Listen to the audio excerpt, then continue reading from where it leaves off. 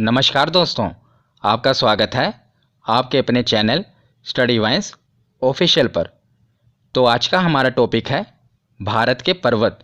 काफ़ी important topic है, चाहे आप किसी भी एग्ज़ाम की तैयारी कर रहे हों, इस टॉपिक से आपको एक ना एक प्रश्न देखने को ज़रूर मिलेंगे। तो चलिए बिना देरी किए हुए वीडियो को शुरू करते हैं। तो चलिए वीडियो की शुरुआत करते हैं। इससे पिछली वीडियो में मैंने आपको पूरे उत्तर भारत में जो हिमालय का विस्तार है उसे बताया था। मैंने मैप की सहायता से पूरा हिमालय का विभाजन कवर किया था। अगर आपने उस वीडियो को नहीं देखा तो उसे भी ज़रूर देख लेना, काफ़ी इम्पोर्टेंट है। तो आज की इस वीडियो को शुरू करने से पहले मैं आपको पर्वत, पठार और पहाड़ में अंतर बताना चाहता हूँ, ताकि आपको वीडियो समझ में आए।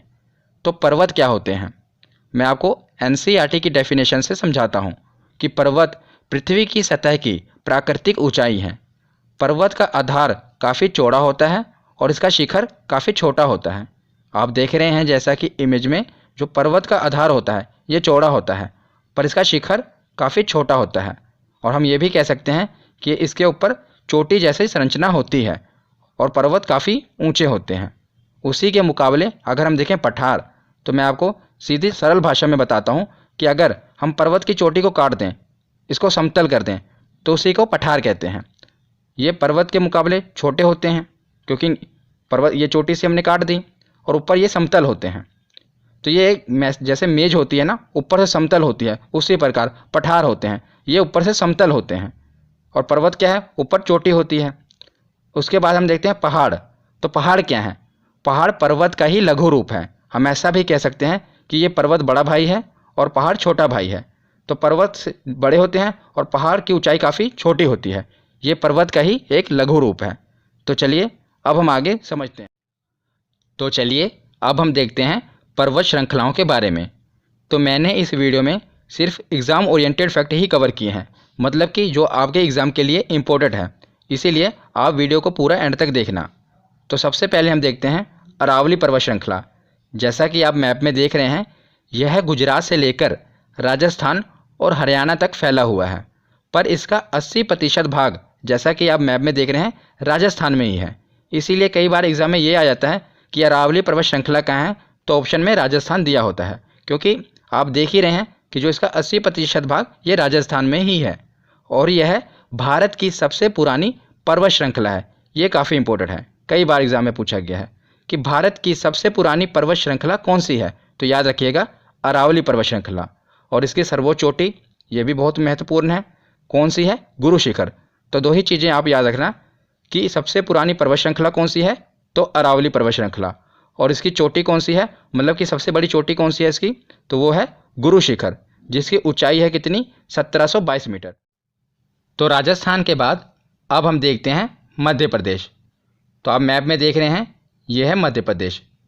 तो मध्य प्रदेश में हम 3 पर्वत श्रृंखलाओं के बारे में पढ़ेंगे। सबसे ऊपर है विंध्याचल पर्वत श्रृंखला और नीचे की ओर है सतपुड़ा पर्वत श्रृंखला। आप ब्राउन कलर में देख रहे हैं, ये है सतपुड़ा पर्वत श्रृंखला। और आगे की ओर ये जो आप ब्लू कलर में देख रहे हैं, इसे कहते हैं मैकाल पर्वत श्रृंखला। तो यही जो सतपुड़ा पर्वत श्रृंखला है, जब आगे की ओर छत्तीसगढ़ में एंटर करती है तो उसी को मैकाल पर्वत श्रृंखला कहते हैं। याद रखिएगा, ये जो सतपुड़ा पर्वत श्रृंखला है ये मध्य प्रदेश में, आगे की ओर जब ये छत्तीसगढ़ में एंटर करती है तो कुछ हिस्सा इसका मध्य प्रदेश में, बाकी का हिस्सा छत्तीसगढ़ में, उसी को मैकाल पर्वत श्रृंखला कहते हैं। तो इससे प्रश्न क्या बनता है, इसकी सर्वोच्च चोटी पूछी जाती है एग्जाम में। तो सबसे पहले हम देखते हैं सतपुड़ा पर्वत श्रृंखला। सतपुड़ा पर्वत श्रृंखला की सर्वोच्च चोटी कौन सी है, तो याद रखिएगा धूपगढ़। धूपगढ़ सर्वोच्च चोटी है सतपुड़ा पर्वत श्रृंखला की। और इसकी ऊंचाई कितनी होती है, तो इसकी ऊंचाई है लगभग 1350 मीटर। उसके बाद हम देखते हैं मैकाल पर्वत श्रृंखला। मैकाल पर्वत श्रृंखला की सर्वोच्च चोटी है अमरकंटक। वेरी इंपॉर्टेंट, कई बार एग्जाम में पूछी गई है। अमरकंटक किसकी सर्वोच्च चोटी है, तो वो है मैकाल पर्वत श्रृंखला की सर्वोच्च चोटी। और इसकी ऊंचाई है 1036 मीटर। तो यही 2 सर्वोच्च चोटी पूछी जाती है, एक तो सतपुड़ा की, यह है धूपगढ़, और दूसरी पूछी जाती है मैकाल की। ये तो कई बार पूछी गई है। तो यह है अमरकंटक। और याद रखिएगा, जो आप ये देख रहे हैं अमरकंटक, जो कि मैकाल पर्वत श्रृंखला की सर्वोच्च चोटी है, यहीं से निकलती है नर्मदा नदी। और सतपुड़ा पर्वत श्रृंखला से निकलती है ताप्ती नदी। तो एग्जाम में क्या प्रश्न बनता है कि नर्मदा और ताप्ती नदी के बीच कौन सी पर्वत श्रृंखला है। तो याद रखिएगा, आप देख ही रहे हैं इमेज में, ये कौन सी पर्वत श्रृंखला है, तो ये है सतपुड़ा पर्वत श्रृंखला। नर्मदा और ताप्ती नदी के बीच कौन सी पर्वत श्रृंखला है, तो वो है सतपुड़ा पर्वत श्रृंखला। तो मध्य प्रदेश के बाद अब हम देखते हैं गुजरात और महाराष्ट्र। तो गुजरात से एक ही प्रश्न बनता है कि गिर पहाड़ियाँ कहाँ पर स्थित हैं। तो याद रखिएगा, गिर पहाड़ियाँ गुजरात में स्थित हैं। ये प्रश्न क्यों बनता है, क्योंकि यहाँ पर एशियाई शेर पाए जाते हैं। एशियाई शेरों के लिए विख्यात गिर वन राष्ट्रीय उद्यान इसी क्षेत्र में स्थित है। जो गिर वन राष्ट्रीय उद्यान है वहाँ पर एशियाई शेर पाए जाते हैं और वो यही गिर पहाड़ियों में ही स्थित हैं, इसीलिए ये प्रश्न इम्पोर्टेंट है। उसके बाद हम देखते हैं अजंता पर्वत श्रेणी। तो जैसा कि आप मैप में देख रहे हैं, अजंता पर्वत श्रेणी ये कहाँ पर है, तो ये महाराष्ट्र में फैली हुई है और यहीं पर अजंता और एलोरा की जो गुफाएं हैं वो पाई जाती हैं, जो कि यूनेस्को में शामिल है, इसीलिए ये प्रश्न भी इम्पोर्टेंट है। तो मध्य भारत और पश्चिमी भारत ये हमने पढ़ लिया। अब हम आते हैं दक्षिण भारत की तरफ। तो दक्षिण भारत में दो घाट हैं, एक है पश्चिमी घाट जो कि भारत के पश्चिम में है और एक है पूर्वी घाट जो कि भारत के पूर्व में है। जिस प्रकार उत्तर भारत में हिमालय पर्वत श्रृंखला है, उसी प्रकार पश्चिम में जो पश्चिमी घाट है वो भी पर्वत श्रृंखला है जिसे पश्चिमी घाट कहते हैं, और जो पूर्वी घाट में पर्वत श्रृंखला है उसे पूर्वी घाट कहते हैं। और याद रखिएगा, पश्चिमी घाट को सह्याद्री पर्वत भी कहते हैं, ये एग्जाम में पूछा गया है, और पूर्वी घाट को महेंद्रगिरी पर्वत भी कहते हैं। ये इनके अन्य नाम हैं। पश्चिमी घाट को सह्याद्री पर्वत कहते हैं और पूर्वी घाट को महेंद्रगिरी पर्वत भी कहते हैं। और पूर्वी घाट और पश्चिमी घाट दोनों आकर जहाँ पर मिलते हैं उसे नीलगिरी पर्वत श्रेणी कहते हैं। ये जो पश्चिमी घाट है और ये है पूर्वी घाट, ये जहाँ पर आकर मिलते हैं दोनों एक जगह पर, उसे कहते हैं नीलगिरी पर्वत श्रेणी। ये एग्जाम में पूछा गया है, इसीलिए ध्यान से सुनिएगा। जहाँ पर पश्चिमी घाट और पूर्वी घाट आकर मिलते हैं उसे कहते हैं नीलगिरी पर्वत श्रेणी। और नीलगिरी पर्वत श्रेणी की सबसे ऊंची चोटी कौन सी है, तो वो है डोडा बेटा। कौन सी? डोडा बेटा, जिसकी ऊंचाई है 2637 मीटर। तो आपसे प्रश्न क्या बनेगा कि पूर्वी घाट और पश्चिमी घाट आकर मिलते हैं उसे क्या कहते हैं, उसे कहते हैं नीलगिरी पर्वत श्रेणी। और नीलगिरी पर्वत श्रेणी की सर्वोच्च चोटी कौन सी है, वो है डोडा बेटा। और डोडा बेटा दक्षिण भारत की दूसरी सबसे ऊंची चोटी है। याद रखिएगा, दक्षिण भारत की दूसरी सबसे ऊंची चोटी कौन सी है, तो वो है डोडा बेटा। तो पहली कौन सी है वो अब हम आगे देखते हैं। तो हमने नीलगिरी पर्वत श्रेणी देख ली। तो नीलगिरी पर्वत श्रेणी के नीचे है अन्नामलाई की पहाड़ियाँ, और अन्नामलाई पर्वत श्रेणी की सर्वोच्च चोटी है अन्नाईमुडी, जिसे अन्नामुदी भी कहते हैं, जो कि दक्षिण भारत की सर्वोच्च चोटी है। अब हमने देख लिया कि दक्षिण भारत की सर्वोच्च चोटी कौन सी है, वो है अन्नाईमुडी। अगर हम बात करें दूसरी सबसे ऊंची चोटी दक्षिण भारत की, वो है डोडा बेटा। तो अन्नामलाई पहाड़ियों के नीचे है इलायची की पहाड़ियाँ, जो कि लगभग पूरा जिसका एरिया केरल में ही है। थोड़ा सा इसका एरिया तमिलनाडु में जाता है, पर लगभग ये जो पहाड़ी है ये केरल में ही है। तो इलायची की पहाड़ियाँ मुख्यतः केरल में है, जो कि इलायची के लिए काफ़ी मशहूर है, इसीलिए इसे इलायची की पहाड़ियाँ कहते हैं। अब हम एक बार फिर से रिवीजन कर लेते हैं क्योंकि काफ़ी इंपॉर्टेंट है। तो दो घाट हैं, एक है पश्चिमी घाट, दूसरा है पूर्वी घाट। ये जहाँ पर आकर मिलते हैं उसे कहते हैं नीलगिरी पर्वत श्रेणी। और नीलगिरी पर्वत श्रेणी की सबसे ऊंची चोटी है डोडा बेटा, जो कि दक्षिण भारत की दूसरी सबसे बड़ी चोटी है। और उसी नीलगिरी पर्वत श्रेणी के नीचे है अन्नामलाई की पहाड़ियाँ, और अन्नामलाई की पहाड़ी की सर्वोच्च चोटी है अन्नाईमुडी, और अन्नाईमुडी दक्षिण भारत की सर्वोच्च चोटी है। और उसके नीचे है इलायची की पहाड़ियाँ, जो कि केरल में है। ये इलायची के लिए काफ़ी मशहूर है, इसीलिए इसे इलायची की पहाड़ियाँ कहते हैं। तो उसके बाद हमने दक्षिण भारत देख लिया। अब हम देखते हैं दक्षिण भारत के नीचे जो हमारे द्वीप हैं। तो एक तो है अंडमान निकोबार और दूसरा है लक्षद्वीप। ये दोनों द्वीप समूह हैं, इनकी सर्वोच्च चोटियाँ देख लेते हैं। तो अंडमान निकोबार द्वीप की सर्वोच्च चोटी है सैडल पीक। याद रखिएगा कौन सी? सैडल पीक, जिसकी ऊंचाई है लगभग 737 मीटर। ये नहीं हमसे पूछा जाएगा कि ऊंचाई कितनी है, हमसे यही पूछा जाएगा कि अंडमान निकोबार द्वीप समूह की सर्वोच्च चोटी कौन सी है, तो वो है सैडल पीक। तो अंडमान निकोबार द्वीप समूह के बाद हम देखते हैं लक्षद्वीप समूह।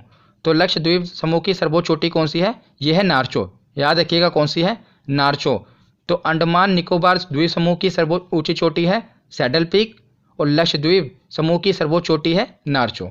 तो हमने द्वीप समूह कवर कर लिया, दक्षिण भारत कवर कर लिया। अब हम आते हैं नॉर्थ ईस्ट की तरफ।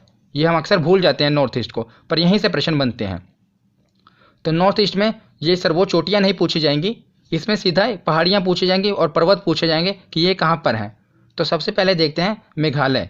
मेघालय में 3 पहाड़ियाँ हैं और तीनों काफ़ी इंपॉर्टेंट हैं, जिन्हें आप तीनों इकट्ठा याद रखिए। गारो, खासी, जयंतिया। गारो, खासी, जयंतिया, ये तीनों पहाड़ियाँ कहाँ पर हैं?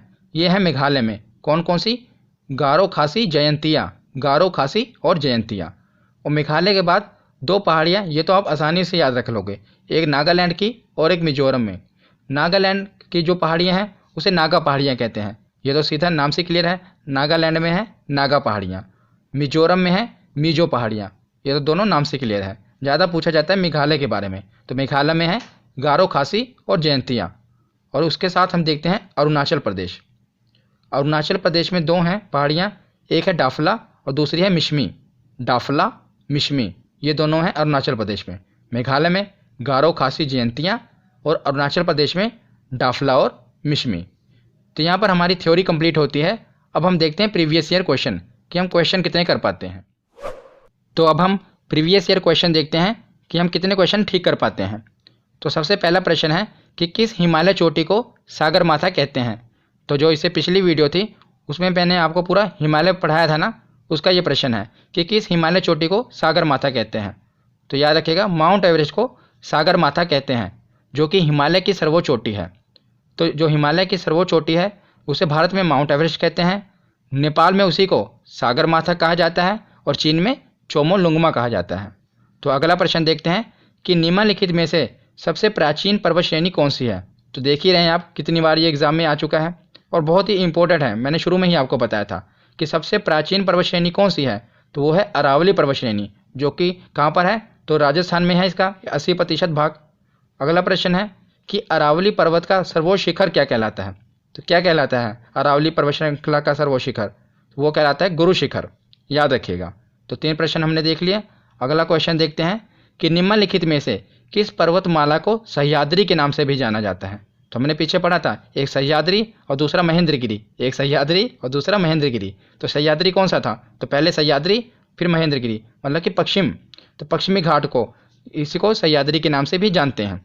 अगला प्रश्न है कि पूर्वी घाट और पश्चिमी घाट पर्वत श्रेणियों का सम्मिलन स्थल है। तो जहाँ पर पूर्वी घाट और पश्चिमी घाट आकर मिलते हैं उसे हम क्या कहते हैं?